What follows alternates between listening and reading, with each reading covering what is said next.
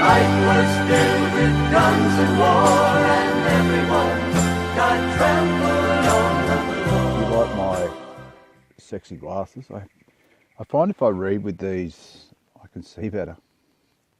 But I can still read without them, but it's like, I've got to do all this sort of stuff. But anyway, I just read the first 2 chapters of Samuel, and I thought I should probably add on to that last video, which is now this video. So the first chapter, again, it's very clear about a barren woman being desperate to bear a son to serve the Lord.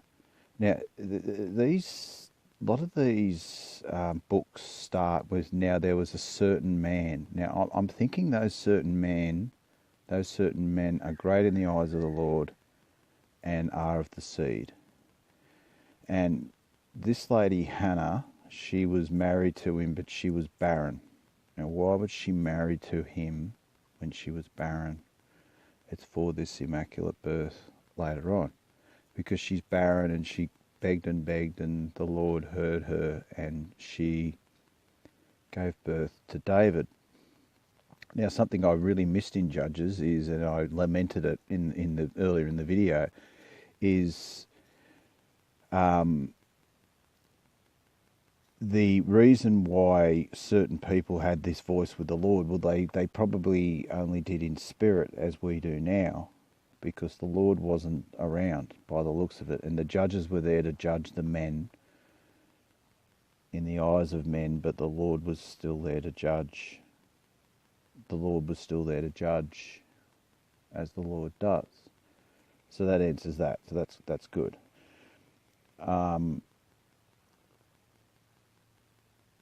Now, I'm just sort of reminding myself with Samuel. Now, Samuel 2, it talks about the days to come. So the Lord is talking about the days to come for the house of Israel, where there's going to be a great man sit upon the throne, and there will be no old men left. So that potentially has just unlocked a whole heap for me with what I've just read. In the old men are the men who are worshipping Baal and doing evil in the sight of the Lord, and there's always this remnant, and it's about young people being raised up. Now, do they represent the babes of Christ? Maybe, I don't know. But there's this whole thing about the young coming up and defeating the old men of the house. And I think that's what this late part of 1 Samuel 2 might well be talking about. As it's talking about how they just defile the tabernacle. So there's earlier in chapter 2 they talk about where they inherit the, no, that's not it. Where they, I think it doesn't say whore, but they lay with the woman who lay by the tabernacle. You know, that's the Ark of the Covenant, I think, the tabernacle. I'm pretty sure that's where the Ark of the Covenant was. So they're defiling it, and the Lord's just not impressed. He's just not impressed at all. So he talks about towards the end of chapter 2 of 1 Samuel that it's coming, and it's clearly going to be David, and is this the wilderness? I don't know, because he clearly hasn't been around. Because here it is here. Now, Eli was very old, and Eli was the priest, so he was the judge of the time, I gather. That's what a priest was. It was the judge of the time. And he's just heard about what's been going on, and he's just, and it's setting up Samuel. So Samuel is, he's growing up, and he was in favour with both the Lord and also with men. And that it talks about how God's unimpressed at the sacrifices, and they sin again in the eyes of the Lord. And the verse 31, behold, the days come that I will cut off thine arm and the arm of thy father's house, that there should not be an old man in thine house. It's a big verse for me, this one. So that's 1 Samuel chapter 2, verse 31. Behold, the days come that I will cut off thine arm and the arm of thy father's house, that there now shall be an old man in thine house. So that to me is talking about, I think what's going on is that the generation as a whole has sinned, and he's cutting off the head of that generation in each house, and each house is each belief system. So that's the war within the tribes of Israel, I think.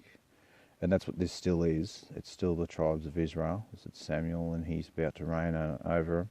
Is this where I'm going to start to see the word Jew and Gentile, maybe? Don't know, but I wanted to throw that in at the end of Judges, because it's really unlocked a lot in Judges, Joshua and Exodus to a certain extent for me. And I've just got to keep thinking to myself, I am reading this right, because I'm reading the Bible and I'm reading it my eyes, my ears, what God gave me. I'm reading, so I've just got to keep going with that. I've only got the Bible, myself and God, so I've just got to keep going with what I'm reading has just happened. And that's what it means for where I'm at right now.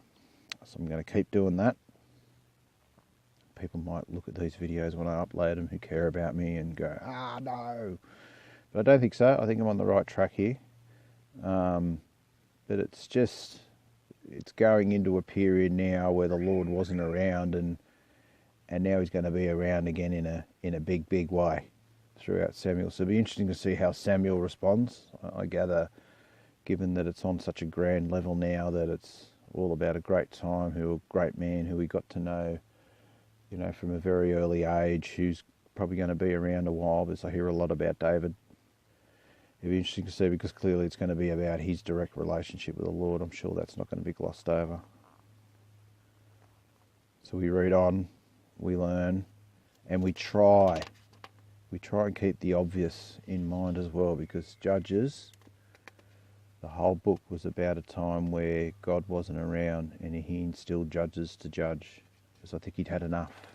He just had enough, because they kept doing evil in him. But now in Samuel, he's back in a big way.